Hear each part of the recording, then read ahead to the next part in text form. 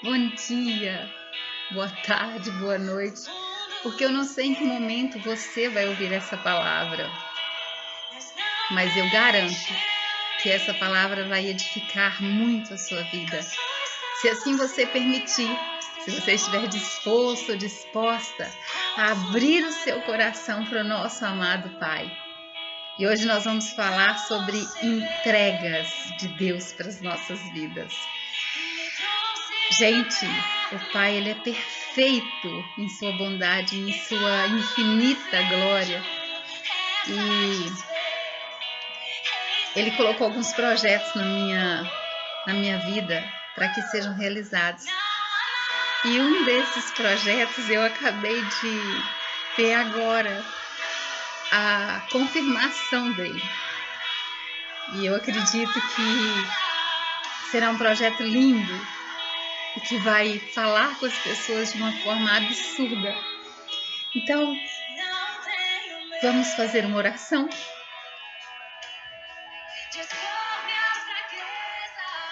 Senhor Pai, Deus querido, louvado seja o nome do teu filho, da tua filha, essa pessoa, Pai, que está nesse momento vendo a sua mensagem, acessando o canal Aba Yehoshua, que é teu, um presente vosso para mim, para todas as pessoas que têm a grata satisfação de obter ali alento, a tua palavra. Paizinho, nesse momento, Senhor, nesse instante, nós te pedimos que venha com a tua infinita e poderosa graça e nos conceda, Pai, a paz que o nosso Jesus Cristo disse: eu vos deixo a minha paz eu vos dou. Te pedimos também, Pai, nesse instante, perdão pelos nossos pecados, pelas nossas falhas, pelas vezes em que nós nos colocamos na condição humana, pecaminosa, e queremos controlar as coisas e fazer tudo ao nosso jeito. E é por isso, Paizinho, que eu te peço, nos dá sabedoria, discernimento e entendimento, Pai.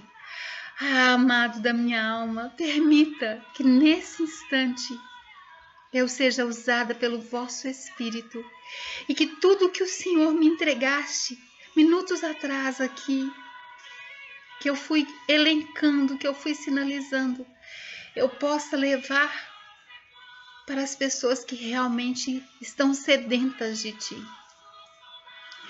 Pai, usa-me da maneira que quiser e que te agradar.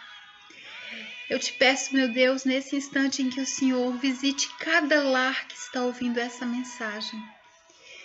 Pai, que cada pessoa, Pai, possa ser abundada de ti, que cada pessoa possa ser preenchida com o teu amor, com a tua graça, com a tua misericórdia, com a tua bondade.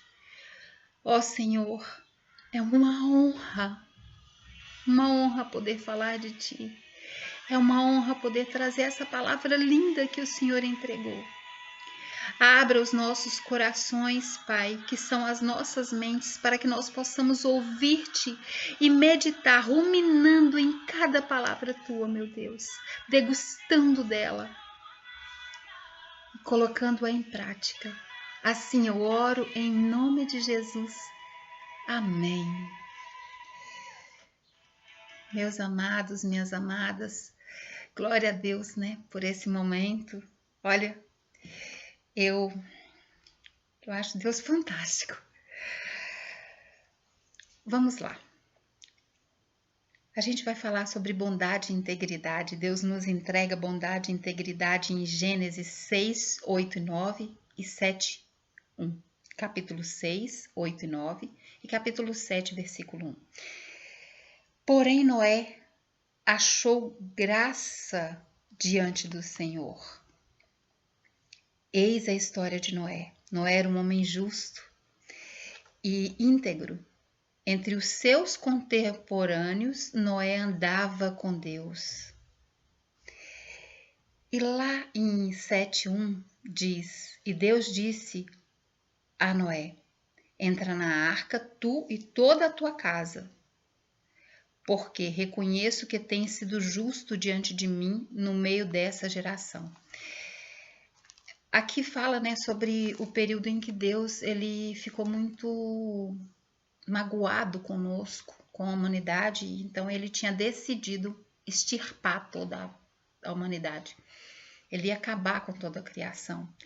E por ele ver justiça em Noé, ver Noé como uma pessoa justa, como uma pessoa íntegra, a graça dele, né, desceu sobre Noé e ele, graças a Deus, por isso, ele permitiu que existisse essa possibilidade de uma segunda chance. Então, nosso Deus é um Deus de bondade, de integridade e é um Deus que dá a segunda chance. E aí a gente vai para fé. E a fé, né? A gente tem a fé quando a gente tem obediência e a gente vai lá em Gênesis ainda e aí pegamos lá o capítulo 23, mas antes de ir no 23, a gente vai no 22, 14, e pôs Abraão por nome aquele lugar, o Senhor proverá. Daí dizer-te até o dia de hoje, no monte do Senhor se proverá. É o trecho onde Deus pediu para Abraão para pegar seu único filho, aquele que ele teve, né, com a mulher estéril, e ele falou: leva o teu filho porque eu quero em sacrifício. E o filho perguntou para Isaac, ele perguntou para Abraão: pai, onde está o cordeiro que vai ser sacrificado? E Abraão, em pura extensão de fé, ele disse: Deus proverá. Olha que magnífico isso. Já pensou, amado, amada, você pegar o seu filho, a sua filha e ir com ele para um lugar para fazer um sacrifício ao Senhor, confiando de que você está obedecendo o que Deus te pede, mas você ao mesmo tempo sabe que algo fantástico ele vai fazer na tua vida. Então, Deus é um Deus de fé. Deus é um Deus de fé. E aí, a gente vai para intimidade com Deus. E aí vamos falar do meu amigo Moisés. Moisés teve muita intimidade com Deus, mas teve um momento em que Moisés, né? Todo mundo conhece a história de Moisés. Moisés, ele era hebreu, Moisés ia ser assassinado porque tinha sido uma ordem dada por Faraó de que todas as crianças hebreias fossem, né, do sexo masculino fossem mortas, e Moisés foi colocado no cesto, a mãe de Moisés colocou ele no rio, ele foi encontrado pela princesa e ela o criou, então ele foi criado com todas as pompas e regalias, ele foi um príncipe e esse príncipe depois virou um pastor de ovelhas no deserto. Quando Deus o chamou, e Deus o chamou para libertar o povo. Gente, se a gente parar para pensar, olha, Deus pede para a gente coisas grandiosas, né?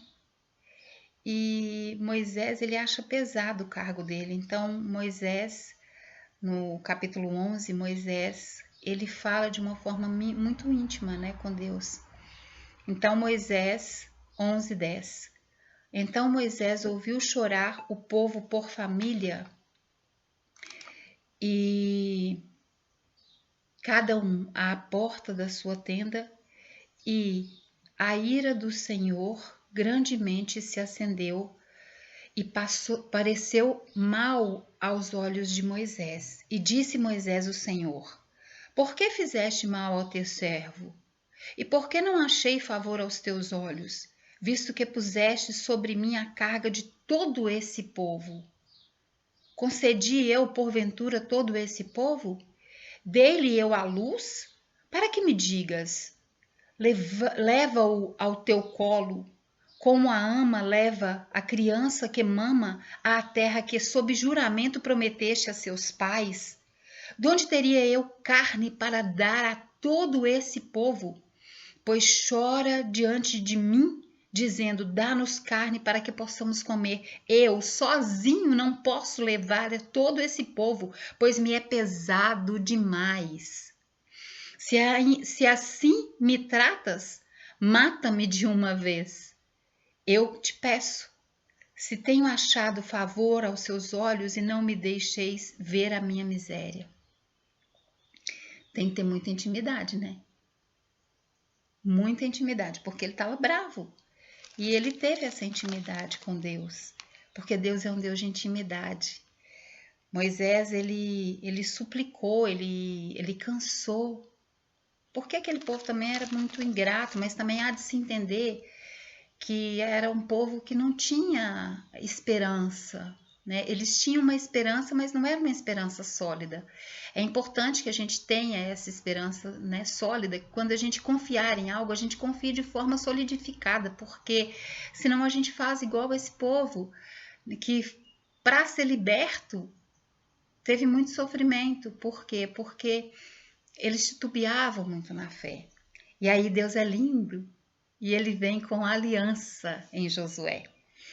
Então, no livro de Josué, o Senhor, Josué 5, ele diz assim: ninguém te poderá resistir todos os dias da tua vida. Como fui com Moisés, assim serei contigo.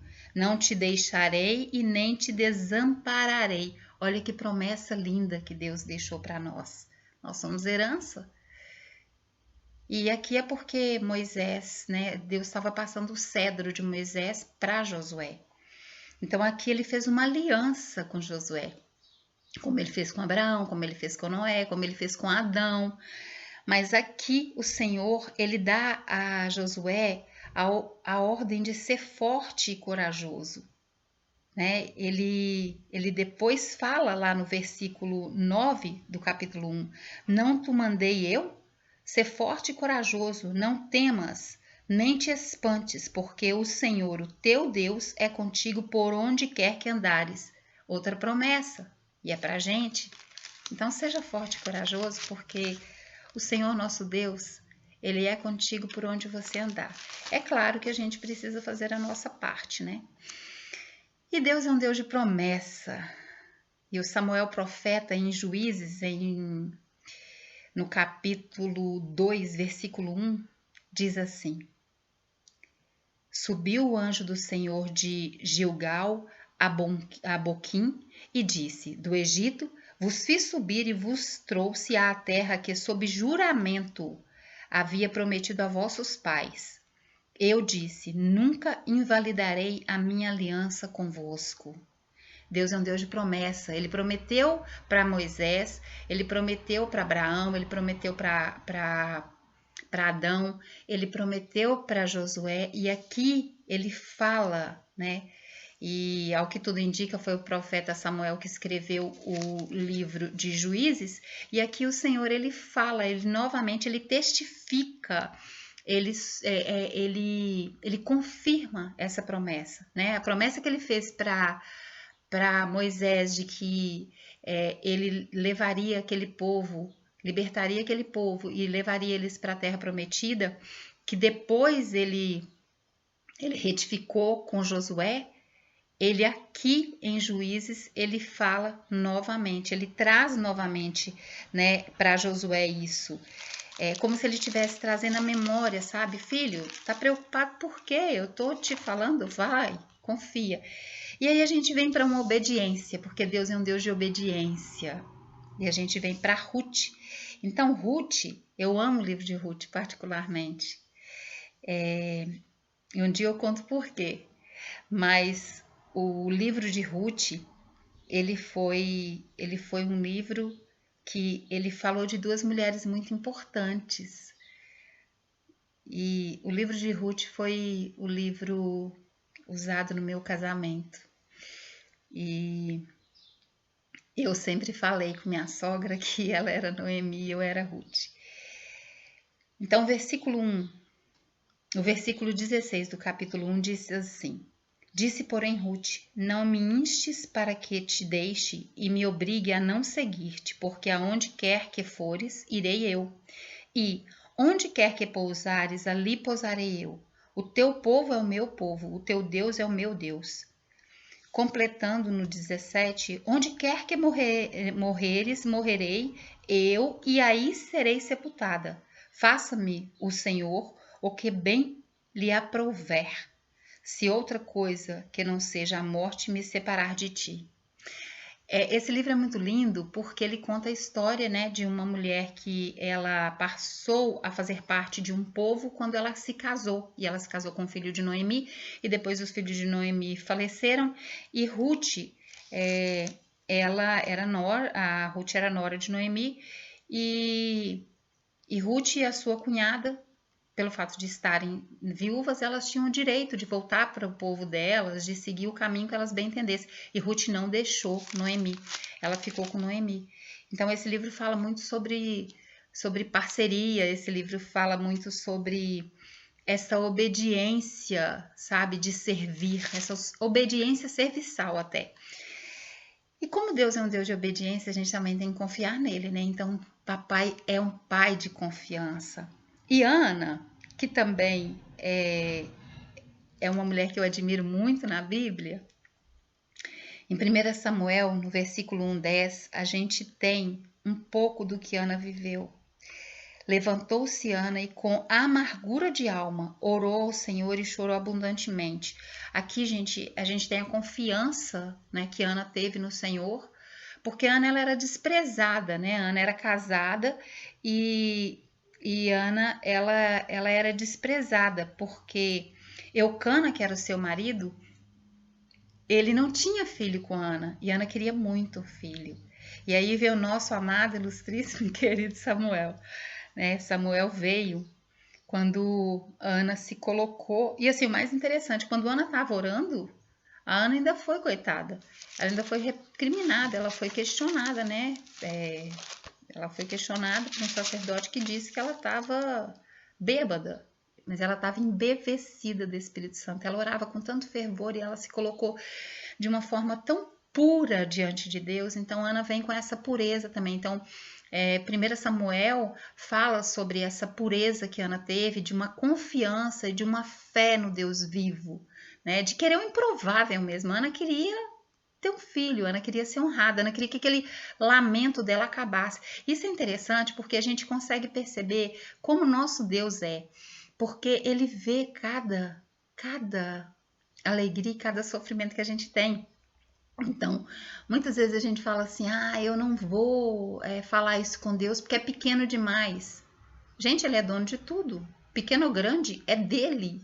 E ele só quer que a gente se humilhe, que a gente se coloque na intimidade com ele. E por isso ele nos dá ousadia, mas uma ousadia também com a simplicidade. E a gente vai para 2 Samuel, isso é a Bíblia simplificada. A gente vai para 2 Samuel 18:4 e diz assim: tornou-lhes Davi: o que vos agradar, isso farei. Pôs-se o rei ao lado da porta e todo o povo saiu a centena e a milhares.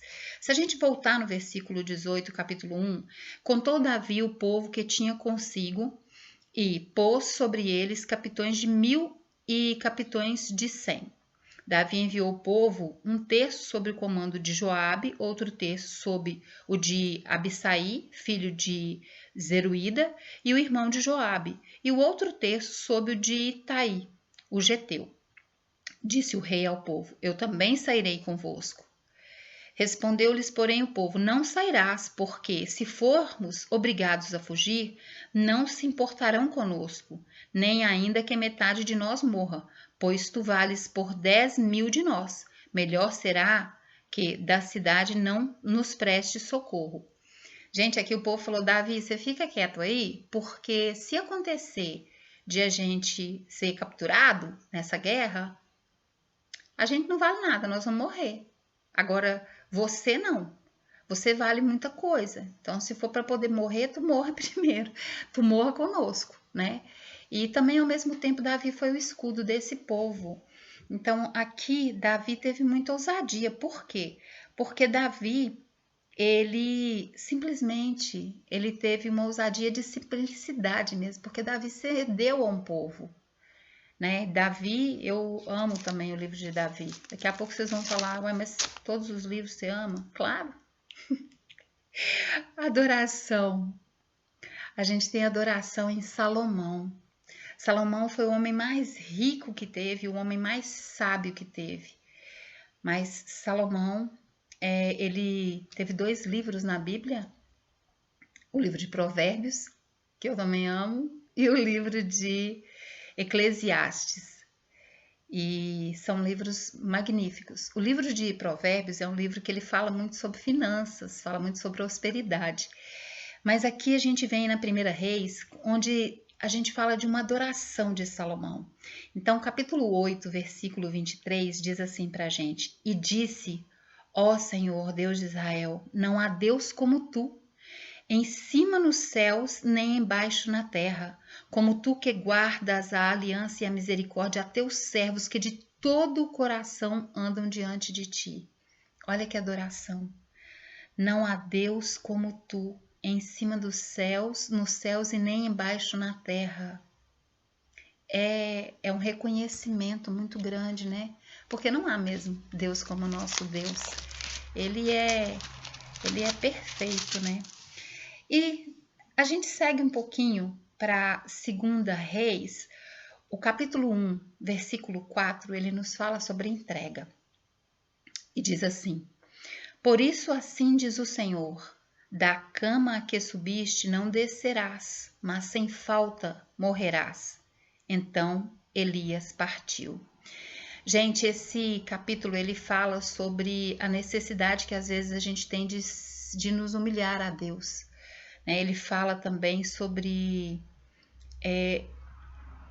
a forma com que às vezes a gente pergunta para Deus não acreditando nele, sabe? Porque a gente tem isso.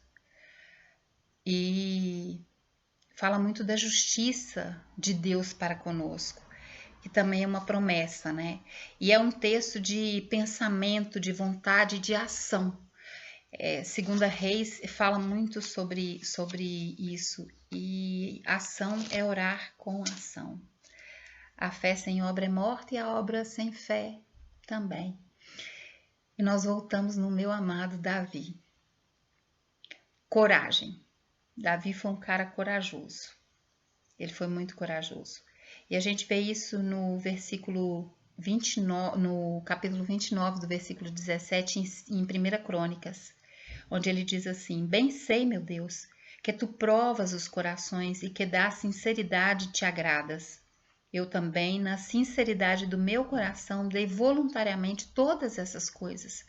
Acabo de ver com alegria que o teu povo, que se acha aqui, te faz ofertas voluntariamente.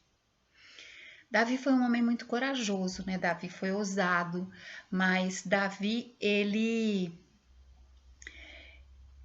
essa coragem de Davi não foi só quando ele pegou o bodoque e uma pedra e acertou o gigante, não foi quando ele se colocou à frente dos exércitos que ele tinha para lutar, mas foi quando ele ouviu o povo como rei e foi também quando ele reconheceu, né, a grandiosidade de Deus e o que Deus colocava. Então, ele ter essa coragem de reconhecer que Deus nos prova, isso é fenomenal. Então, essa coragem também vem para a gente. E aí, em 2 Crônicas, a gente tem um reconhecimento. O versículo 14 do capítulo 7 diz assim para a gente. O Senhor nos fala sobre o jejum até. Se o meu povo, que se chama pelo meu nome, se humilhar e orar e me buscar e se converter dos maus caminhos, então eu ouvirei dos céus, perdoarei os seus pecados e sararei a sua terra. Aleluia. Reconhecimento, né? Deus coloca aqui, olha, se você reconhecer que eu sou teu Deus, se você reconhecer que você tem que se humilhar perante a mim, se você reconhecer que você tem que orar por mim, que você tem que ter intimidade comigo, que você tem que me buscar, que você tem que ter essa ação, esse posicionamento, E se você se converter de todos os seus maus caminhos, não é de um não, gente, é de todos. Então eu ouvirei dos céus, perdoarei os seus pecados e sararei a sua terra. Ele fala isso também em Neemias, né? Inclusive Neemias, ele no livro de Neemias, e a gente está chegando em Neemias agora, Neemias teve uma humildade muito grande para falar com o Senhor, e Neemias era um homem muito humilde, porque Neemias era copeiro do rei. Neemias era aquele cara que ele colocava a vida dele pelo rei, porque ele, por ser copeiro, ele que experimentava tudo que o rei ia comer, porque se tivesse veneno, porque eles matavam muito naquela época envenenados, e ele que morreria. Então ele se colocou, ele serviu com a vida, literalmente. E Neemias, quando ele ficou sabendo que o muro de Jerusalém tinha sido derrubado, Neemias ele teve humildade a orar. No capítulo 1, do versículo 4 ao 6, é lindo como Neemias, ele enalteceu a Deus e ele pediu a atenção de Deus. Isso também tem muita ousadia, né? A gente virar para Deus e falar, ó, presta atenção, é o que eu tô falando com o Senhor agora. Tendo eu ouvido essas palavras, assentei-me, chorei e lamentei por alguns dias, e estive jejuando e orando perante o Deus dos céus. E disse: Ah, Senhor, Deus dos céus, Deus grande e temível, que guardas a aliança e a misericórdia para com aqueles que te amam e guardam os teus mandamentos. Estejam, pois, atentos os teus ouvidos e os teus olhos abertos para acudires à oração do teu servo, que hoje faço à tua presença dia e noite pelos filhos de Israel, teus servos, e faço confissão pelos pecados dos filhos de Israel, aos quais temos cometido contra ti, pois eu e a casa do meu pai temos pecado. Caramba, é fantástico para mim, porque Neemias, quando eu li o livro de Neemias, eu fiquei embevecida, sabe? Porque Neemias foi muito humilde, mas Neemias também teve essa ousadia, só que Neemias teve um reconhecimento. Eu sou pecador, eu sou falho, meu povo é pecador. E Neemias é um livro de intercessão, porque ele é que intercedeu pelo povo, né? Ele falou, pai, perdoa, eu tô me colocando aqui para pedir perdão pelo meu povo, para pedir perdão pela minha família, para pedir perdão por mim, pelos meus pais, porque nós pecamos, somos pecadores. Então Neemias aqui, ele é um intercessor também.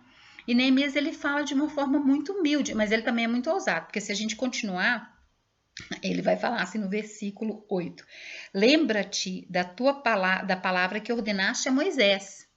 Volta lá na promessa. Teu servo, dizendo: Se transgredirdes, eu vos espalharei por entre os povos. Mas se vos converterdes a mim, o teu Deus, e guardardes os meus mandamentos e os cumprirdes, então ainda que os vossos rejeitados estejam pelas extremidades do céu, de lá os ajuntarei e os trarei para um lugar de onde escolhido tenho, para ali fazer habitar o seu nome. Aqui ele fala da aliança, ele volta lá. Pai, o senhor lembra que o senhor fez uma aliança, o senhor fez uma promessa. E essa promessa, ela é uma promessa com a aliança. Então, eu estou te pedindo pelo meu povo. Né? Me permite, o que Neemias queria? Neemias queria, ele queria ir para poder estar reconstruindo o templo, o muro. Mas Neemias não podia sair para reconstruir o muro, primeiro porque ele não tinha ferramentas. Mas ele sabia que se ele se humilhasse a Deus, que se ele se colocasse de forma humilde, Deus daria para ele isso. Só como ele era copeiro do rei, ele era uma pessoa imprescindível ali. Então, para Neemias sair, o rei tinha que permitir. Mas o que Neemias fez antes de ele ir no rei? Neemias teve prudência e primeiro ele foi falar com Deus: Senhor, perdoa, né, os nossos pecados, perdoa as falhas que a gente tem, perdoa essa transgressão imensa, né? Quebraram um muro que era visto como uma coisa sagrada e era proteção daquele povo ali. Então, quando Neemias vai falar com o rei simplesmente ele libera Neemias. E, gente, para construir um muro não era 10 dias, né? O rei liberou Neemias. Então, assim, o rei tirou aquele escudo que ele tinha, que era a proteção de um servo que ele que se colocava na brecha por aquele rei, em quem o rei confiava, para que ele fosse fazer algo pelo seu povo, que também é lindo, né? porque é o amor da essência. E aí a gente chega em Esther, que é pura sabedoria. E a Esther, ela era também uma princesa nesse momento, mas Esther também, ela tinha, né, a questão da sua descendência, né, de quem Esther era. Então, se a gente for no capítulo 4, versículo 15 e 16, a gente vai ver que Esther, depois de ter conversado de Mordecai ter feito chegar a Esther, né, algumas palavras falando que Esther não imaginava que, né, que ele ia ficar bem, porque ali o que estava acontecendo naquele cenário era de que aquele povo ia morrer.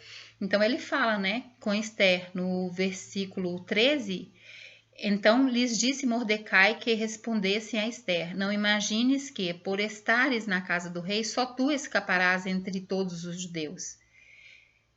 Porque, 14, se de todo te calares agora, de outra parte se levantará para os judeus socorro e livramento, mas tu e a casa do teu pai perecereis. E quem sabe se para conjuntura como esta é que foste levada a rainha? Gente, é fantástico, porque Esther era judia. E aí ela era uma rainha. E ela foi vendida, enfim, né? Aí Esther, ela podia ficar calada, ser omissa, e Deus não gosta de omissão. Deus gosta de posicionamento. Então, aqui Esther teve posicionamento, mas um posicionamento de uma sabedoria sábia, porque aí o que Esther fez? Então disse Esther que respondessem a Mordecai: Vai, ajunta a todos os judeus que se acharem em Susã. Jejuei por mim, e não comais, nem bebais por 3 dias, nem de noite, nem de dia. E eu e as minhas servas também jejuaremos. Depois irei ter com o rei, ainda que é contra a lei. Se perecer, pereci. Aqui Esther falou, não, eu vou morrer pelo meu povo, se preciso for, só que eu vou morrer com sabedoria.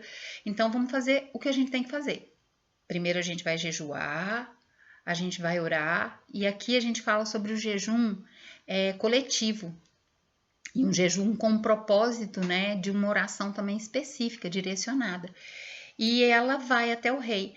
O detalhe aqui, para quem não sabe, é que para chegar ao rei tinha que marcar uma audiência, mesmo sendo esposa dele. E Esther, e tinha uns dias, tinha toda uma parafernália para isso acontecer.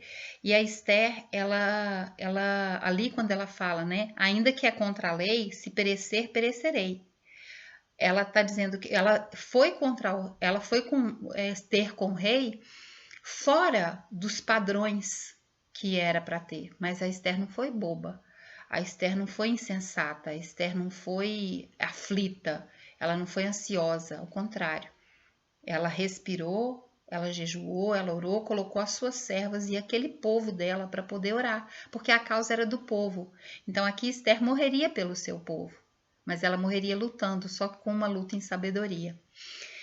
Então, meus amados, a gente tem sabedoria, a gente tem a humildade, a gente tem o reconhecimento, a gente tem a entrega, caminhamos também, né, pela adoração, fomos até a ousadia, visitamos a confiança, falamos sobre obediência, sobre promessa, conversamos um pouco sobre a aliança com o nosso Pai, a intimidade para com Ele, a fé e também a bondade e a integridade em Deus.